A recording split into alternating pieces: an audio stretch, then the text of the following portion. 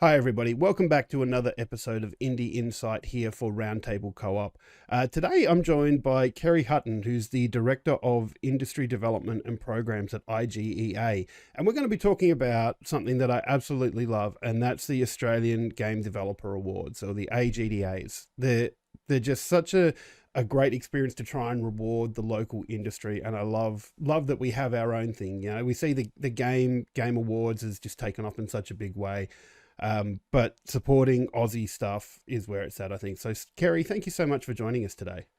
Oh, it's a pleasure to be here. I'm always happy to talk about Yeah. Australian indie games. It's my top topic. And there's so many great games out there as well, and we'll get into the AGDAs and the awards that are coming up there and some of the games that are nominated. But like, I know in WA this week we got the WA Games Week 2 leading into Perth Games Festival on Saturday, which is going to be amazing as well, seeing all those games. And I know in particular myself, Miska Tiny Tail has been on my radar for forever, and I'll be so happy to see more of that. But Yeah.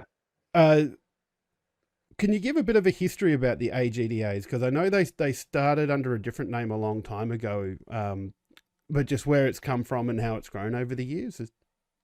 Yeah, absolutely. I'd also love to have just quickly give a quick shout out to WA Games Week. Caitlin Lomax and the PGF, Let's Make Games, Pixel, all amazing people coming together for something that I think is going to be absolutely massive. Very, very excited that all came together. As a Perth boy myself, it always makes me extremely proud to see people collaborate to raise the profile of the industry altogether. So woo, WA Games Week. So as AGDAs have had sort of a very long history. I think it's in Australian game development, we're not the best in the world at recording our history. So, getting anything past 2008 is a bit of a nightmare.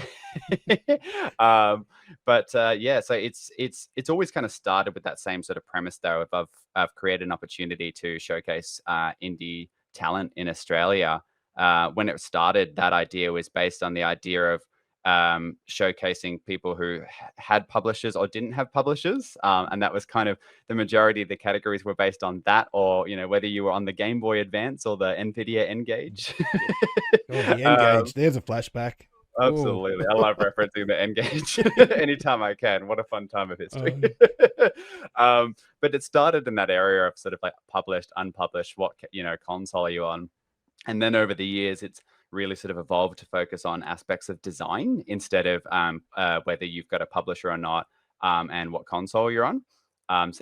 We've really lately been leaning into this idea of talking about technical design, accessibility, impact, things like that, because the industry has changed quite dramatically, especially 2008 onwards. And now that we're in the era of digital storefronts, anyone can make a game, and it means that beautiful games are being made every day. So we thought focusing on design was the thing to showcase at the AGDAs. 100% as well. So there's 13 categories. There's Game of the Year. Obviously, there's four nominees in that, which we'll get to in a bit. But then you've also got, you mentioned some of the categories: art, gameplay, narrative, sound design, music, technical design, accessibility, mobile games, AR and VR, impactful games, ongoing games, and emerging games. And then you've got some kind of I guess ancillary awards for like Studio of the Year, the Adam Lankman Award, Rising Star, Empower, and the Melbourne International Games Week Award as well. So there's a lot to get through there. I'm particularly, I always love when you get a sound design award as well. And I'm very happy to see that one of the emerging games you've got is Rooftop Renegades. I've been watching that for a few years and had chats with the devs that made that game before, particularly John, I forget his surname, who did the soundtrack for it, and just the way the music would ramp up when you were doing really well and then fall back when you weren't doing so well, and just got frantic as the cop car that was getting closer to you almost caught you. Like it's just that sound design in a game goes beyond the music, and even though the music fits in, it's just incredible to see the synergies that you get between them. Yeah, Yeah. absolutely. I'm going to sneak in another shout out Mhm. here and say shout out to Pat Webb and Melon Head Games for Rooftop Renegade. Excellent people, amazing product to see evolve over the years. Mhm. But yeah, sound design is incredibly important in game design.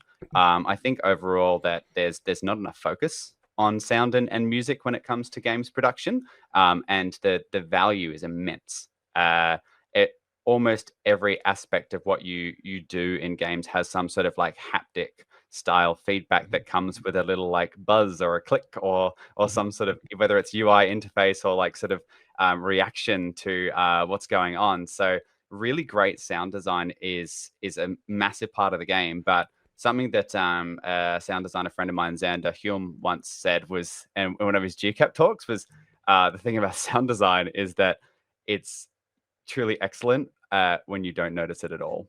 100%. So Yeah. I think that's kind of the reason that I love that we have a sound design category, is because it is hard to notice it when, like, you know, and showcase it when, if it's truly excellent, it's almost invisible. So yeah, Mhm. absolutely adore sound designers. They do an amazing job, and I really hope that, you know, as our industry grows, there becomes more jobs in the audio fields. 100%. And yeah, like I say, if it's one of those things, if it does its job well, you don't notice it. And it gets tricky in how you assess that. Is there any chance we could maybe talk about the assessment process of these games and how you get the nominees and then decide which game wins? Yeah, absolutely. So we're always in the process of reiterating and improving every year. So when I took over the AGDAs in 2020, one of the sort of the main bullet points that we put down of what we wanted to do was be transparent. So we wanted to make sure that we had a criteria and that it was always publicly accessible. So it always goes up every year. The second that you can nominate your game, we put the link to the criteria so you can see exactly what we're going to judge it on. So yeah, publicly listed criteria that breaks down every category into three pillars and asks poignant questions of our judges to sort of notice certain aspects of the game. Judging is an incredibly subjective process because, you know, what is fun? Uh, Yeah. so we try to ask questions that are more about noticing aspects of the design. And then, yeah, the process is essentially we have over 80 judges and that make up a judging pool. And every game goes through a rigorous process of judges sort of rising the games to the top that excel in certain categories.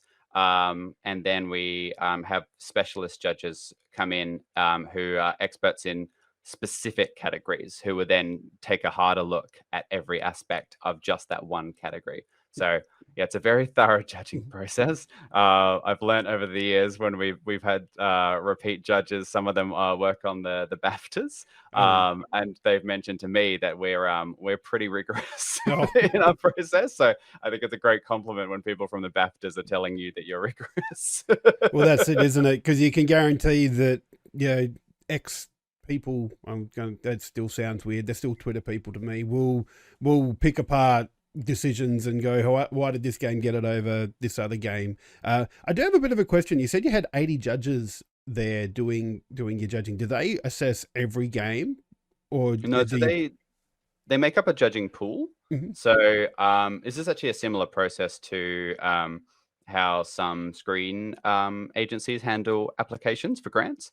You have a pool of judges, and then each game has a selection, like a panel that takes on a game. So, say for example, we would have uh, each judge play about six games on average. It varies quite a bit. Some people can go up or slightly down from there, depending on what the length of the individual game, because they're not sort of like exactly, you know, the same play length experience each. Yeah.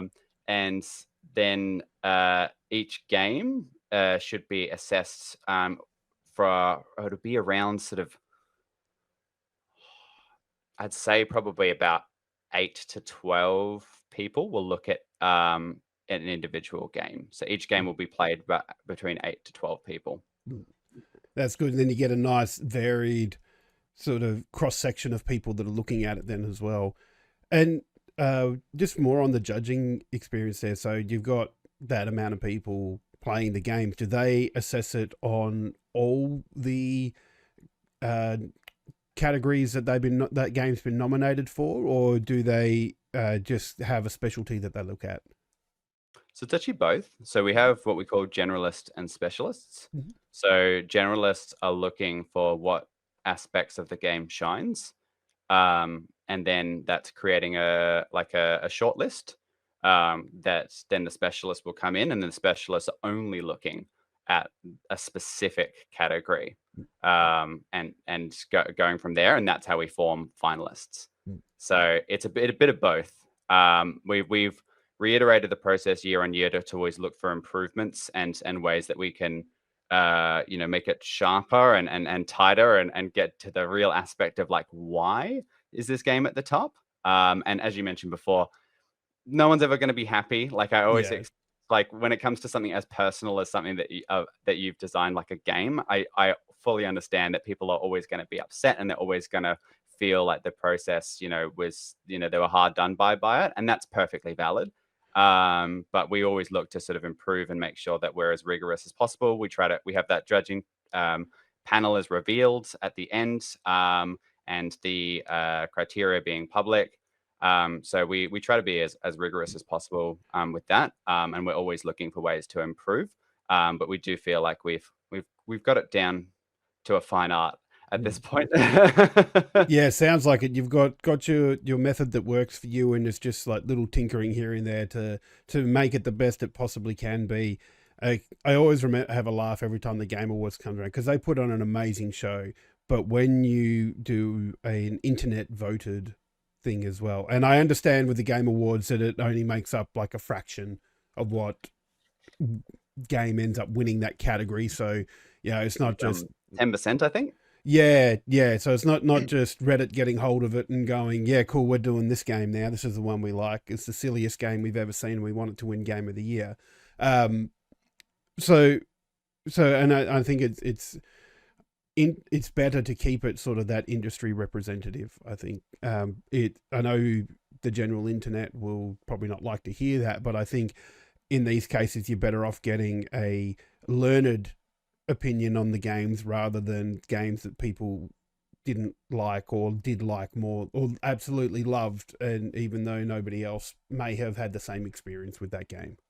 An interesting aspect of that as well is sometimes people forget that enjoying something and judging something are very, very different. 100. Oh yes, yeah. So people kind of like will look at a game and see it like a finalist for a certain category and go, oh, I've played that game. That game's excellent. That game should win. But they're viewing it from the lens of like the overall game, not from just that specific category. And something that I really, truly believe in is the idea that, let's say there's a game, like this has never happened, but like let's say that this is a good example of it. Let's say there's a game that has the most amazing music in the world, but every other aspect of it is absolutely terrible. Mm-hmm. That game deserves to win excellence in music, despite every other aspect of it being completely garbage. Mm-hmm. And that's how this will be judged. Like it's like they're going to be judged on the aspect that they're in. Mm-hmm. So I think sometimes that's the bit of dissonance people can kind of feel is like, what on earth is that game? Why did that game win over this game? Mm-hmm. This, that other game is so much better, and this is this tiny little thing or maybe it's a tiny little 20-minute micro game by a solo developer as opposed to like a multi-million-dollar project. And it's like, why did it win? Well, in this category, it excelled. So yeah, that's an aspect I think that sometimes gets a bit lost. But once again, people get emotional about things that they personally believe in. So that's totally fine. I do love that about the different categories though, because it's if you're pitting every game as a game of the year where the overall experience is the best, the AAA titles are generally going to win one of those hands down. Whereas if you look at the individual categories like sound design or music or accessibility, there are games in there that you may not have played, may not have been as high a profile as other games, but they get a chance to shine in there as well. particularly accessibility. I'm keen to talk a little bit about that because it's come to the forefront in recent years, and even going back, I remember there were videos come out when Microsoft released Kinect about the open source nature of Kinect and the way that that was used in accessibility. Start. I'm not even sure of the right word I was looking for there, but the way that that increased accessibility with its movement, and even the Wii with its motion controls and the Wiimote, about how nursing homes were getting it in for Wii Sports and stuff like that, and just increasing that accessibility. What makes that category such an important category to have in the game development awards here? Yeah, this is one I really personally believe Mm. in, because I'm I'm a big fan of creating more inclusive spaces, and I think games has a really unique opportunity to do that out of any other form of media. And the Wii is a really good example of that. Like I worked in video game retail from 2008 to 2018, so I was Yep. in that peak Wii era, seeing all the new gamers. The gaming grandmas. For anyone Hmm. who's read our Australia Plays report about who consumes games, um, Hmm. there's markets that people just don't think about, and it's like creating opportunities for inclusion is incredibly important. With accessibility in particular, I genuinely believe that the more accessible your game is, the better the game is. Like Hmm. I love when people think about accessibility from the start, like from in pre-production, they're thinking about creating an inclusive and audience, because accessibility is done so well when it's thought about from the beginning, and done so poorly when it's like done in the polish period. Yep. And the fun thing about accessibility that we've noticed is, as a pattern that like I really hope it becomes a trend, is that we tend to find that the more accessible games are the ones that are performing overall. So especially there almost seems to be like a connection between accessibility and game of the year. Hmm. And like this kind of really was prominent in unpacking. Yep. So in that year of the AGDAs, unpacking won excellence in accessibility and game of the year. So yeah, I really like hope that this trend keeps up, because I thoroughly believe that the more inclusive your game is, the better it is, Mhm. and the more accessible it is, the better it is. So Yeah. Another topic, category, sorry, that I do want to quickly touch on is the mobile games, because you mentioned the report about who's playing games and like gaming grannies that get there, because the rise of mobile gaming in particular has seen this. Like, we all laugh at the mums that sit there playing Candy Crush, which I will still forever call a bejeweled clone because that's what it is. Um, Sorry, I'm showing my age there with those match 3 games. But that's where it is. Like, mobile gaming opens up a whole heap of range, and I must admit, I'm pretty sure I spend more time gaming on my phone with little games that I've got there that are just time wasters that I can sit down when I've got a spare 5 minutes and don't want to sit down in a Starfield or something where I've got to play for 2 hours. Otherwise, I feel like I've accomplished nothing. Um, so I feel that that category as well is a very important one to show where the growth of gaming has happened. absolutely. And like it's a really interesting that you highlight that idea of the spare 5 minutes, Mm. because that's something that comes up on like our report, Australia Plays, and elsewhere across the world, is the idea of snack gaming is the term I've heard Mhm. for it. And that's something that's actually really important, because not only does it invite a larger audience, and overall is more inclusive, it's where the trend of where AAA is going these days is that snack gaming and your traditional like console or PC experience are getting further and further apart. Mm. Like every year, there's something more to do when you want to play like a full production game. It's like, oh, you've got to do the install, you've got to do the day one update. Oh Now, what's yes. this? You've got a terms and conditions to agree to. Now you've got to do a login, like you forgot your password, you can't do that, and not need to be connected to the internet if you want to play the game. What Mhm. where was I up to in this RPG? Check through all the menus. Like there's so much more in premium games now that mean that you need to commit the sort of like 4 hours to them, and that's fantastic in its own right when you want to really like sink in. Like I love that when I've got a spare Mm. weekend and I just want to spend hours and hours playing a game. but it's more and more, it's not allowing for a Mm. 15-minute play session. Yeah. So I think that's why mobile is so important in that regard. It really leans into that snack gaming, invites that audience. You can play it on the go. And it's also, mobile is a massive chunk of the Australian games industry. There is tons and tons of people who are employed to make mobile games, whether that's free to play or premium. So there's a lot of talented designers in mobile. So I'm really grateful that that award always seems to have really interesting games in it every year. I always have a bit of a laugh because you talk about the games that are so huge and you come back to them after a while and you go, where are you? I used to write for another outlet and had an editor there that was a big proponent and would talk about it till he was blue in the face about, if you're playing a big game like that, you need a how do I play this game again mode. Like, this, run me through the tutorial again because I've forgotten how to play this whole game, please. Yeah. I think there's an aspect, I can't remember what game had this or whether I dreamed it, but the previously on idea, like, Yeah. of just like you jump in and it just kind of like repeats the last couple of things that happened in the story, like a nice little Yeah. like catch up. I'm like, oh, that should be in every RPG.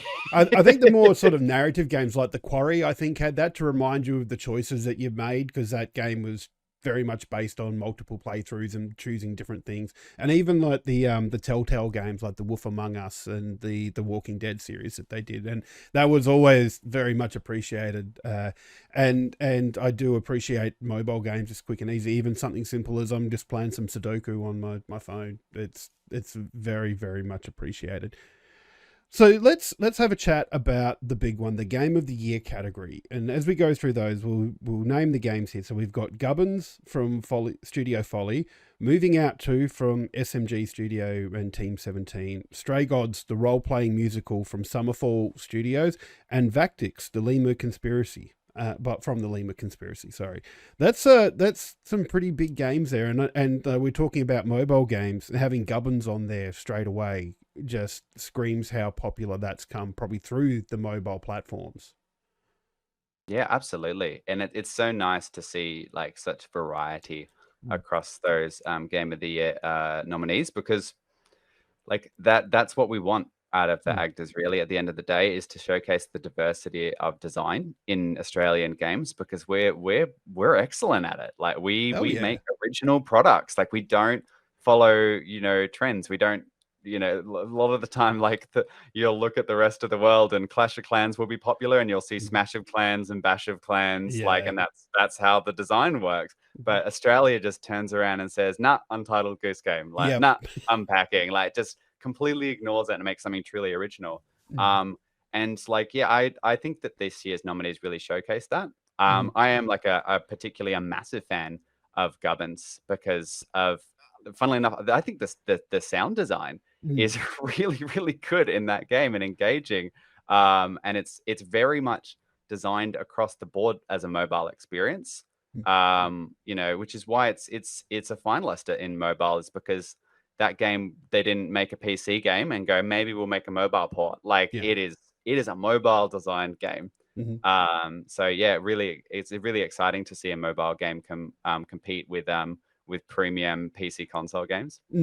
Particularly like looking at Moving Out 2 as well, like that sort of chaotic cooperative, like almost Tetris-y sort of thing, and the ragdoll physics in it as well, just like it screams quality. And just seeing that improvement on the first Moving Out game, just it's incredible. Yeah, and that's a game that's like, once again, very inviting, very accessible. It's cute, it's cuddly, like it's doesn't take itself seriously. Like I think the Moving Out, like I love that it's a franchise now. Like I love that it's got a sequel, because I think that there's so much potential in that IP. And I'm just so grateful to see it have a sequel, because it won an AGDA a few years back for the first one. So it got Game of the Year. So it's really nice to see a sequel come in and be up for as a finalist again. It's really great, great story for the SMG studio team.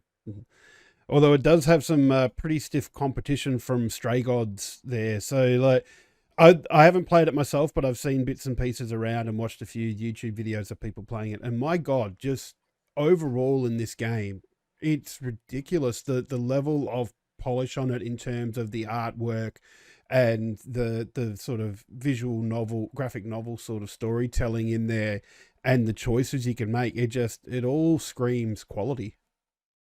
Yeah, it is incredibly ambitious, and it's so heartwarming to see the reception of this game, because this is something that in particularly in the Melbourne game scene and the arcade community, uh, this was something that people knew very well. I remember like my when I first moved here from Perth to Melbourne to run the arcade. Liam Essler was the first friend I ever made, and he sat me down and we had a coffee, and he told me all about everything he could about the industry, and he told me about the idea of Stray It, Gods, mm, and what the overall goal was. And back then, and like I was babyface into this job, and even I was like, don't you think that's a bit ambitious this as a is first title? so, So to just see yeah. like him like have committed that hard, and with David and Ellie, Mm, and form an amazing team across the board, and grow and grow and grow with a unique art style, beautiful mm, music, extremely talented people. To finally see that game come mhm, out and be well received is just immensely heartwarming. And I think that game is going to really stand as a testament to the idea that really investing in your music and your sound design um, can have huge impacts. mm, So I hope that game gets held as a benchmark for what is achievable for music in a mm. video game. And proving as well that those sort of smaller titles can go after the bigger voice actors as well. Like the big names in there, like Troy Baker, Ashley Johnson, I think was in it as well, Mm. and just like it's ridiculously talented voice actors that are behind the characters, and it's just the whole thing is just an experience, and I'm so glad to see it up there as well. The last game that's been nominated for Game of the Year, I must admit, it flew under my radar. I hadn't really known anything about this, and this was Vactix, which is like a roguelike mech builder. But the art design on it it grabs me as a fan of those sort of more retro looking titles, like as it's not a secret. I turn 40 next year, so I'm of the ripe age, getting up there. But I remember playing on the old monochrome sort of monitors that were blue and lighter blue sort of thing, and just seeing Vactix has brought back all those sorts of memories. Yeah, it's Vectix is a representation of one of my favorite things about directing the AGDAs, which is Mm, that I refer to myself as being in the watchtower in my role as the AGDAs, where mm, I see all, I hear all, mm, but I'm not directly involved in it. I mm, don't do the judging, I don't develop the games. yeah. But I'm across, I even keep a list with of all the games I'm waiting to come out. Misk has been on my list Oh for a yeah. while. Like I'm waiting, holding out on that Yeah. one to get in for the AGDAs. Mhm, So like I try to be across every Australian like developed title, but there's always one every single year that I've never heard of mm, that just completely dominates across the board, and every mm, judge loves it. It gets like really positive comments, and I've got no idea anything about it. And mm. that's Vactix. Yes. Like it was across the board just so well received from all of our judges. It's in so many categories, and it was close to picking up even more than that. Yeah. So like it's an outstanding achievement by Jared. Mm, And and the soundtrack by Grand Prize Big Fuzz, mhm. absolutely incredible, beautiful synth soundtrack. And um, Grand Prize Big Fuzz, I've got to say that in the right order, actually won a audio award a few years back for Rhyme Oh, as well. nice. So it was nice to see that name pop up Mm, again for like incredible work. So yeah, Vactix is my game this year. I had no idea mm, it existed. My gosh, it's impressive. yeah. And being in that roguelike category as well, I feel that in particular is such an oversaturated genre of game, that trying to make yourself stand out just makes it all that more impressive when you come across a game that does. So super happy to see Vactix, Gubbins, Moving Out to, and Stray Gods all there for Game of the Year awards, which is happening for the AGDAs on the, I've lost the date now. Is it the 4th of October? Wednesday Yeah. the 4th. Yeah, Wednesday the 4th. I'm very excited. I'm actually going to be in Melbourne for it, so I'm going to grab a ticket and head along to that, which tickets are still available. If you go to agdas.com.au, you can grab a ticket to their nice cocktail attire event. No gaming t-shirts, unfortunately, which, yeah, I mean, it's a night of nights. You want to be presenting the best there and just seeing what games pick up what categories there. Absolutely, yeah. The ceremony, we're going all out. We're going class. We're going red carpet. We're going cocktail. And then for those of you who aren't there for Melbourne International Games Week, the entire ceremony will be broadcast on Twitch for all to enjoy. So yeah, we want everyone to sort of join in on the fun of the AGDAs because it's such a great time of year. Hell yeah, excited. And even if you can't make it to the AGDAs or see the stream, with so much going on, because the weekend after that is PAX weekend. And the ACMI is putting on their sort of audience choice award for the game. So you can get down to ACMI and their Federation Square in Melbourne and try out the games for yourself and put in your own vote to see which you think is the best game that's there. Yeah, very exciting free exhibition out of ACME, that one. And it's a newer thing. We only started this last year, and it's had really great numbers. It's really cool to see the AGDAs go beyond the Australian game dev scene and so let the public in on it, like let the gamers in on it, and showcase how amazing Australian games are. And funnily enough, it actually came out of an idea when we were researching the history of the AGDAs. There quite a few years back, the way the voting system used to work was that you would play them all on the night. Really? It was demos. So you'd rock up and everyone would play on the night and then vote. And that's how the AGDAs used to work way back when. So we thought that was quite novel. It's a very unique experience right there. Yeah. So that's where the idea came from. We thought, like, how can we replicate this paper vote system that they used to do for the AGDAs? And we thought, well, let's have a bit of fun with it. Let's do an exhibition. And then lucky for me, I have amazing people I work with at ACME that are so supportive of the industry. And they were like, yep, let's get on board. Let's do it. So big shout out to Ari on that one for leading the way. Absolute champion of industry and of Australian talent, Ari from ACME.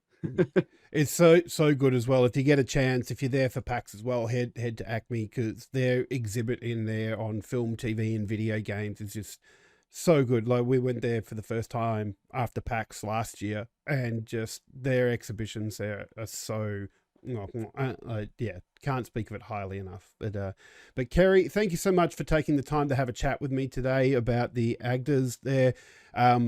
Like I said, 4th of October, go follow them on Twitch if you can't make it, so that you can watch live and get amongst it. Awesome. Thank you so much. Glad to be on board and come check out the AGDAs.